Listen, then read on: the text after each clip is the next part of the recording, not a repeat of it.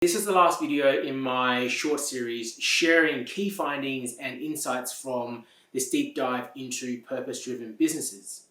In particular, I thought for this video I'd share some more personal observations and findings from all of these conversations that I've had with everyone. Before I do, if you would like to check out the research in full, please head on over to my website www.scottco.com, where you can download a full PDF or you can just read it on the site.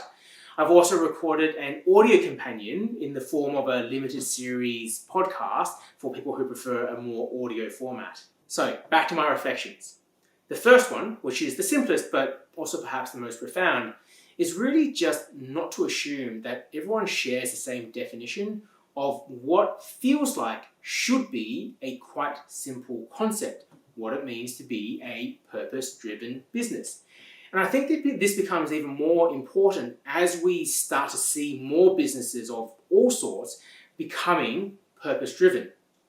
I was quite surprised at the diverse spectrum of definitions shared from people from all different backgrounds, and that it really doesn't hurt to take a moment sometimes to ask businesses what they mean by purpose. What do they mean by being purpose-driven? But as a corollary to that, whilst everyone may share different interpretations and we may never get to a unified definition of what it means to be purpose-driven, what's fundamentally more important is how individuals and businesses act with integrity. That whilst it's all well and good to say we're a purpose-driven business, it's when no one's watching, it's when there's no marketing around it, do we still do what it is that we say that we do? Another observation that stood out to me is the focus on individuals and individual responsibility.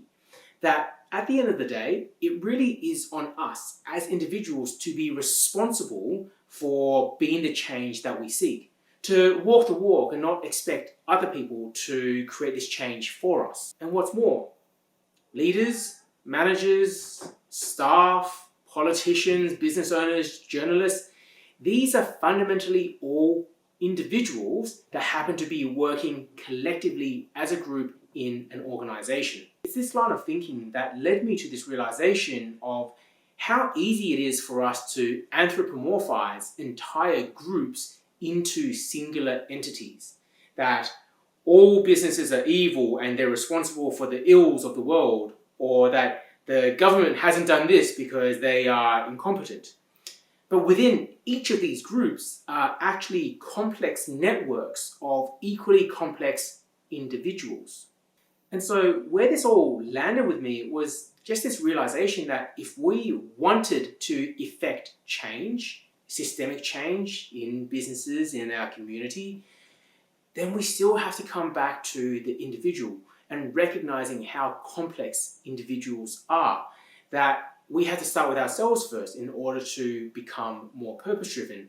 And that when we do collaborate with other people, it's also recognizing that other people are equally complex. And just as this research has shown us, we may not even share the same interpretation of what being purpose-driven actually means.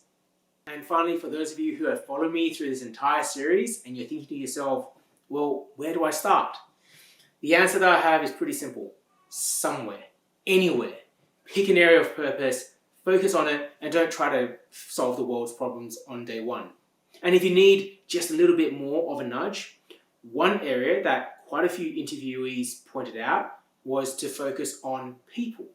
That it starts by thinking about the people around you. Your customers, your suppliers, your colleagues, your staff, your leaders. What's something that you can do for them that is beyond a monetary exchange? And my final question for you is, where would you like to start? Or if you've already started on your journey, then please share it in the comments below. Otherwise, thank you so much for joining me through this series.